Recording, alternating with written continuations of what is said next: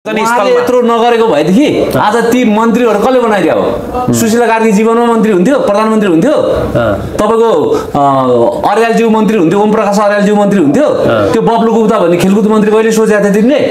कहिले हुन्थ्यो उसको जिन्दगीले? कसले बनाइदियो आज? किन जेएनजीले बनाइदियो होइन? त्यो सडकमा भाषा अभियान दुनियाँ चलाउने त्यो अभियानले चलेको मान्छेहरू हामीलाई पनि थाहा छ नि त। ती मान्छेले कहिले कल्पना गरेर सपनामा देख्थ्यो म मन्त्री बन्छु भनेर? कसले बनाइदियो आज? राष्ट्रिय स्वतन्त्र पार्टीले बनाइदियो होइन? उनीहरूको 60% मान्छेले त्यो सडकमा उभिएको थिएन? रवि लामिछानेको प्रतिशोधमा आएको मान्छेहरू त्यहाँ थिएन? रिस थिएन मान्छेहरूलाई? त्यस कारणले अहिले त्यही रवि लामिछानेको लागि न्याय माग्दै हिँड्नुपर्ने हो र? होइन नि त। त्यस कारणले गर्दा भोलि त्यो कुराहरू त उनीहरूलाई पनि थाहा छ नि। पुरानो दलको मान्छे रवि लामिछाने माथि प्रतिशोध गर्ने मान्छेहरू भोलि के जेलमै गएर रवि लामिछाने सिध्याइदियो भने त्यसपछि मान्छे कसले लिन्छ? सिध्याउनु सक्थ्यो क्या रवि लामिछानेलाई जेलभित्र? मान्नुहोस् न यार, त्यसपछि म कसले लिने भने क्या? अहिले ठुलो कुरा गरेर हुन्छ कसैले पनि? खालि जहाँ पनि रवि लामिछाने मात्रै देखेर हुन्छ भने क्या?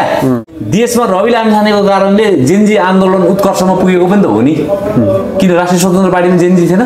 सांसदै थिए नि, सबैसँग छ नि त जेनजी त। संसद भवनभित्रै जलाउने ठाउँमै सांसद थिए अनि मतलब जलाउने भित्रमा उहाँहरूले जलाएन भन्ने कुरा हिजो उहाँहरूले जलायो भनेन, मैले त्यहाँ थिए भनेको आगजनी स्थलमा। यत्रो नगरेको भएदेखि आज ती मन्त्रीहरू कसले बनाइदियो हो? सिधै थाहा छ कि हामी मिलेन भने यो नयाँले हामीलाई सिध्याएर खोरमा हाल्छ, त्यो भएर मिल्नुपर्छ भने उनीहरू मिल्यो होइन? अनि नयाँले चाहिँ फेरि खुलिँदै हिँड्ने हुन्छ त भने क्या? अनि यिनीहरू नबसेको पर्छ त भने क्या? यो पढेको त झन् महामुर्ख जस्तो मैले देखिरहेको छु सर। मिलेन भने सकिन्छ होइन? सकिन्छ सकिन्छ सकिन्छ।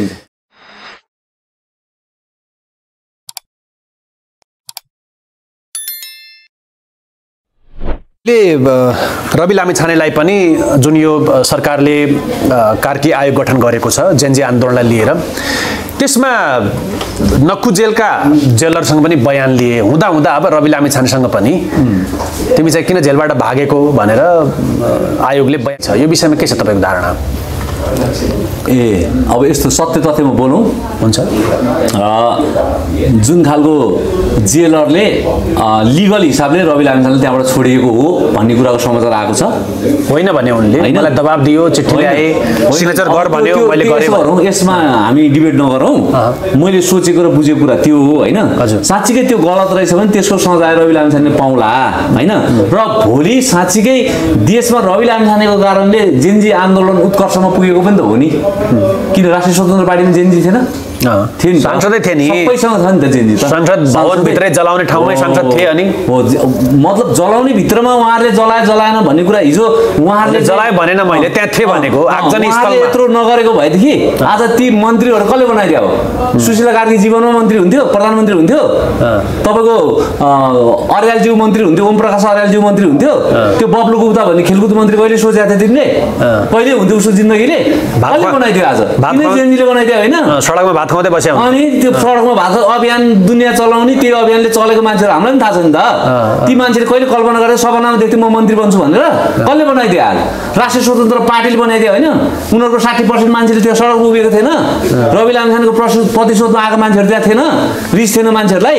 त्यस कारणले अहिले त्यही रवि लामिछानेको लागि न्याय माग्दै हिँड्नुपर्ने हो र? होइन नि त। त्यस कारणले गर्दा भोलि त्यो कुराहरू त उनीहरूलाई पनि थाहा छ नि। पुरानो दलको मान्छे रवि लामिछाने माथि प्रतिशोध गर्ने मान्छेहरू भोलि के जेलमै गएर रवि लामिछाने सिध्याइदियो भने त्यसपछि मान्छे कसले लिन्छ? सिध्याउनु सक्थ्यो क्या रवि लामिछानेलाई जेलभित्र? मान्नुहोस् न यार, त्यसपछि म कसले लिने भने क्या? अहिले ठुलो कुरा गरेर हुन्छ कसैले पनि? खालि जहाँ पनि रवि लामिछाने मात्रै देखेर हुन्छ भने क्या? अहिले बयान लिनु चाहिँ उपयुक्त हो जस्तो लाग्छ। अब त्यो केसको बारेमा बयान लिनु परेन? किन भाग्यो भनेर होइन, त्यो त सत्य तथ्य कहाँबाट छानबिन गर्नुपर्ने, त्यो त छानबिन गरेर अदालतले गर्ने कुरा अदालत। त्यो रवि लामिछानेलाई मात्रै सोध्नुपर्छ जस्तो लाग्छ कि यहाँलाई? किनकि उहाँ मात्रै होइन, 6,500 कैदीहरू भागेका हुन् कि सबैसँग सोध्नुपर्छ? होइन, अब यो त यस्तो मैले अघि नै भनेछु, यसो बहादुर राईमा चाहिँ कुरा गऱ्यौँ नि हामीले, उहाँ पनि त भागे हो नि त। उहाँसँग बयान लिने कि नलिने? होइन, त्यो त लिनुपर्ने कुरामा लिनुहोस्, नलिनुपर्ने कुरा म जानकार होइन यसमा। होइन, हामी भन्न त सक्छौँ नि, भन्न सक्छौँ। रविसँग मात्र लिने, कानुनले कहाँ छोएको छ त्यो चिजमा लिनुहोस् न यार, लिनुपर्छ नि। भोलि जे कुरा सत्य आउँछ होइन? त्यो त म त एकदम कानुनभन्दा माथि त म कहिले पनि जान्न चाहन्न। म माथि हुँदैन है सर, यो कुरा चाहिँ कहिले पनि तपाईँले नसोच्नु है। ल ठिक छ। अब अर्को एउटा प्रश्न जोडिहाल्यो। तपाईँका सहयात्री पनि होइन, सहयोद्धा पनि एकजना युवा जो सडकमा तपाईँ जस्तै बोलिरहने होइन न्याय अन्यायको विरुद्धमा बोलिरहने एकजना युवालाई सरकारले एरेस्ट गरेको छ, पक्राउ गरेको छ। डाक्टर निकोलस भुसाललाई के हो, उहाँले बोलेकै भरमा चाहिँ पक्राउ गर्यो भन्ने छ, के छ सरको यो विषयमा प्रतिक्रिया? निकोलस भुसालको बारेमा हजुर, मेरो सहकार्य साथी सँगै भनौँ, आन्दोलनमा सँगै सहयोद्धा साथी, त्यसमा पनि फिल्टर गर्नुपर्छ। निकोलसलाई म मान्दिनँ अहिले है। किन मान्दिनँ भने छ नि, उहाँले त देशलाई पुरै काया पलट गरिदिने भन्नुहुन्छ नि, उहाँले मुखले गरेर हुन्छ भने के, एउटा मान्छेको बोल्ने शैली होला, एउटा बोल्ने तौर तरिका होला, रकेट ल्याएर सिधै खसालिदिन्छ भन्छ। यही कुराहरू मलाई मन पर्दैन क्या, यही कुरा मलाई मन पर्दैन। गाँजा खेती गरेर देश काया पलट गरिदिन्छ भन्छन्। ए मान्छे चिनिसकेको छ त, राम्रोले चिन्ने कि नराम्रोले चिन्ने। 2-3 वर्षदेखि त म पनि बोलिरहेको छु त, मैले त मेरो आफ्नो वेट अहिलेसम्म घटाएको छैन त, म त बढाइ नै राखेको छु। तपाईँले रकेट हान्छु भन्नुभयो, अनि मैले उडाइदिन्छु भन्नुभएको छैन न, मैले त्यो चाहिने नचाहिने त्यो ल्याङ फ्याङ्गे तरिकाको त्यस्तो खालको मलाई त्यो स्टेट उहाँको म कुरा गर्नै चाहन्न सर। म पक्राउ गरेर ठिकै गऱ्यो भन्ने म जेसुकै गरौँ, त्यो उनको कुरा हो होइन। उहाँले अब जे पनि गर्न पाइन्छ त यार, कानुनी राज्य होइन। अझै शेष पनि छैन खोइ, तपाईँले कहीँ देख्नुभयो म आन्दोलन पछिल्लो चोटिमा छैन। जानुपर्ने कुरामा तथ्यमा जान्छु, म भ्रष्टाचार विरुद्ध मारिदिन्छु, उडाइदिन्छु, भत्काइदिन्छु होइन, बम हानिदिन्छु त भन्नु भएन नि। त्यो होइन, उहाँको स्टेटमेन्टले उहाँले गल्ती गरेको कुरामा उहाँको समातिनुपर्छ। यो अराजक पनि हुनु हुँदैन। हेर्नुहोस्, मान्छे भनेको ठिक्क बोल्ने, ठिक्क चाहिने ठाउँमा पो बोली हान्ने त क्या, नचाहिने खोलीमा बोली खर्च गरेर हिँड्ने, चाहिने नचाहिने कुरा अपशब्दहरू बोल्नु पनि हुँदैन। हेर्नुहोस् है, त्यस कारणले मेरो लागि चाहिँ उहाँमा समर्थन पनि छैन। उहाँले समाज भड्काएकै हो, डाक्टर निकोलस भुसालले समाज भड्काएकै हो, युवाहरूलाई भड्का हो। त्यो युवाहरूलाई भड्कायो भड्काएन भन्ने कुरा अब उहाँलाई कसरी बुझ्ने भन्ने कुरा हो क्या। उहाँको अभिव्यक्ति तपाईँले सुन्नु भएको छ नि। म अध्यक्षले भन्यो भने बरु 10 जना मान्छे आउँछ होला होइन, तर निकोलसले भन्यो भने 2 जना मान्छे पनि आउँदैन। के टाइपको मान्छे अब के भन्ने त्यहाँ भन्दा मैले उहाँलाई। उहाँ अस्ति माइतीघरमा आउँछ भनेर त्यहाँ मिडियाहरू 100 मिडियाहरू पुगे, आफू आइदिएन अनि छोडिदिनुहोस् न यार। त्यो उहाँको म एउटा कुरा भनौँ, हजुर, यो देश बनाउनु मान्छे भए पुग्छ, हामीलाई अर्को पनि कोही चाहिँदैन भने होइन। मलाई मन्त्री सन्त्री कुनैको पदको लागि म आएको होइन भनेको होइन, उहाँले देश बनाइदिने मान्छे भए पुग्छ भनेको होइन। मलाई काहीँ केहीको लोभ छैन भनेको होइन। अस्ति के भने त उसले मलाई स्वास्थ्य मन्त्री चाहियो भने, मलाई प्रधानमन्त्री बनाइदियो भने, भोलि शपथ समेत हो भने उहाँले। त्यस्ता मान्छेको पनि म विश्वास गर्छु त, जो मान्छे चाहिँदैन भने उही माग्दै हिँड्ने, अनि चाहिने रहेछ त ऊ पनि। फेरि उहाँको त कस्तो पनि देख्यो भने कहिले बालेन ठिक भन्ने, कहिले रवि ठिक भन्ने, कहिले कुर्मान ठिक भन्ने, कहिले राजै ठिक भन्ने होइन। त्यसो हो भने सन्दीप लामिछानेको त्यो केसमा उनले कत्रो त्यहाँ चाहिँ हङ्गामा मचाएको होइन माइती घर मण्डलामा होइन। अनि त्यसपछि गृहमन्त्रीलाई पुरै अपशब्द बोलेको कि होइन, फलानाको छोरा तिलानाको छोरा यस्तो उस्तो दुनियाँ भनेको होइन रवि लामिछाने होइन। अनि भोलिपल्ट त्यही एक रात थुन्यो होइन त, अनि पर्सिपल्ट गएर उही गुडा बोल्नु गयो भने त त्यही खुट्टा ढोगेर त्यस्ता हुन्छ। दम भएको छोरा कहिले पनि त्यस्तो गर्दैन क्या, बन्दुकको गोली र मुखको बोली निस्केपछि सक्यो क्या, त्यो हुनु पर्यो नि मान्छे सुझबुझका साथ बोल्नु पर्यो। अनि उहाँसँग चाहिँ पुछ मेरो सहकार्य हो सहमित्र हो भनेर हिँड्दै गर्दाखेरि त हामीलाई त लगेर हालिदिन्छ त उहाँले त त्रिशुलीको खोलामा होइन। उहाँसँगै भइदिया भए त थुनिन्थ्यो नि, थुनिन्छ नि किन। अनि हामी राम्रो मात्रै बोल्यो हुन्छ, त्यो भक्तपुरको 6 लाइनको रोडमा तपाईँ राम्रो जतिसुकै मोटरसाइकल चलाउनुहोस् न, त्यहाँ आउने एउटा चाहिँ जडियाले एउटा ट्यापे टुपेले चाहिँ बाइक यसरी उसो गरेर हालेर ब्ल्याङ तपाईँलाई हाल्नु, तपाईँ गल्ती भयो त, गल्ती त उसको होइन, उसको कारण अर्काले जानु पर्यो नि। त्यो ठाउँमा आफू नबस्ने के बरु छैन, त्यो ठाउँमा नब आइहाल्यो त हुन्छ, भेटेको बेलामा हेलो निकोलसजी भन्छु, के छ हालको ठिक छ भन्छु, तर अभियानमा चाहिँ जोड्न चाहन्नु म एक्लै ठिक छ के बरु। यो सङ्गठित भएर सङ्गठन भएर हिँड्दाखेरि छ नि गेममा एउटा न एउटा अब उनलाई पदको लोभ छ, अब पेसा पनि नहोला, कसैको के पनि नहोला, कहाँबाट चल्छ त्यो पनि थाहा छैन।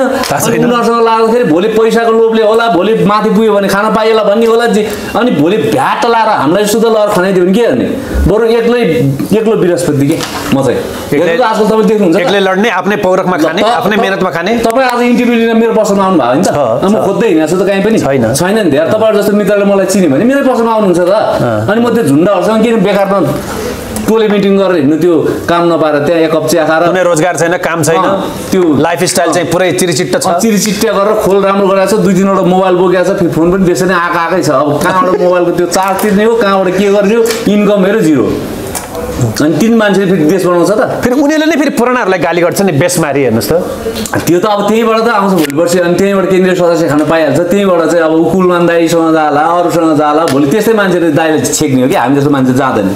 अब मलाई त केही स्वार्थ छैन, न राष्ट्रिय स्वतन्त्र पार्टी घरतिर जान्छु म, न कुलमान दाइको घरतिर जान्छु।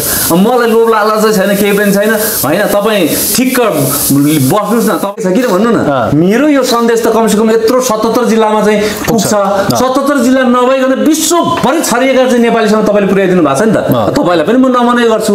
भनेको चाहिँ एक अर्कामा पूरक चाहिँ हुनुपर्छ कि, एक हातले ताली पड्किँदैन, ताली पड्काउन दुई हातै चाहिन्छ क्या।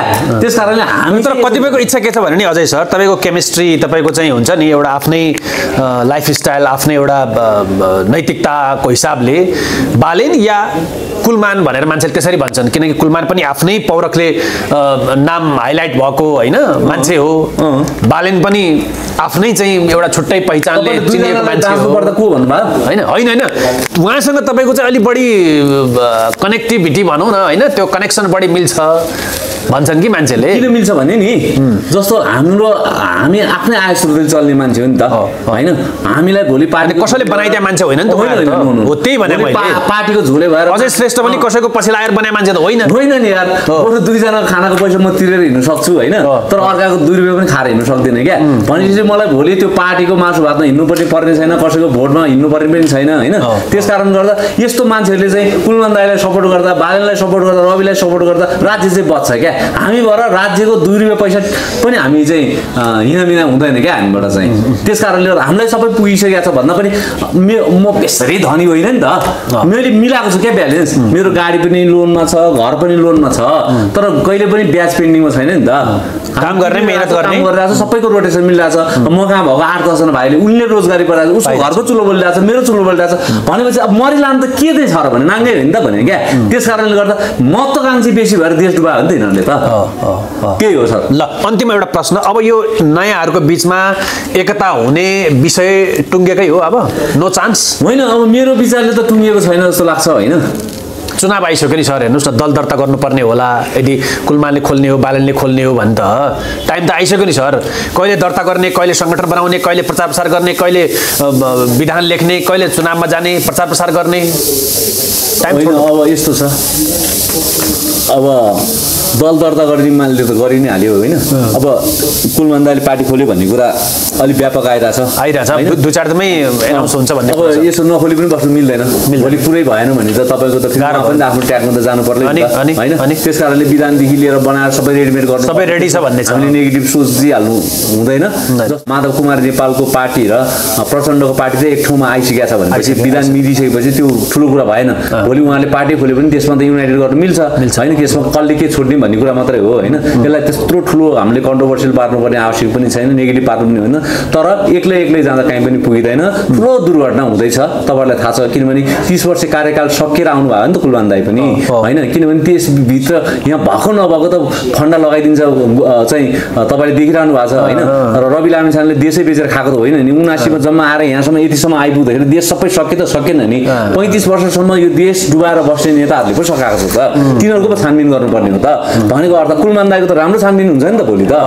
पोलिटिक्समा आइसकेपछि विभिन्न फन्डाहरू आइहाल्छन्, कुलमानको हुन्छ, अर्घ सम्पाङको हुन्छ, गोपी हमालको हुन्छ, बालनकै हुन्छ नि, अथवा र तर वास्तवमा यसैमा हालिदिन्छ कि सबैमा हालिदिन्छ। त्यसले त कुनै पुष्टि गर्दैन नि, तरले पनि पुष्टि गर्दैन, बाले पनि पुष्टि गर्दैन, र पनि अथवा पनि यो चिजमा पनि न्यायालयले हालिदिन्छ कि यिनीहरूलाई। हालेपछि त भनेपछि नयाँहरू मिल्नुको विकल्प छैन, सकभर मिल्नुस्, होइन भने छुट्टिएर जानुहोस् भन्ने। देश बनाउने कित्तामा हुनुहुन्छ भने आउनुहोस्, युनाइटेड हुनुहोस्, को कति ब्याक हुनुपर्छ हुनु तयार हुनुहोस्, र म भन्छु मलाई देश बनाउनु छैन भने तपाईँहरू नमिल्नुहोस्, त्यति कुरा हो व्यक्तिका लागि।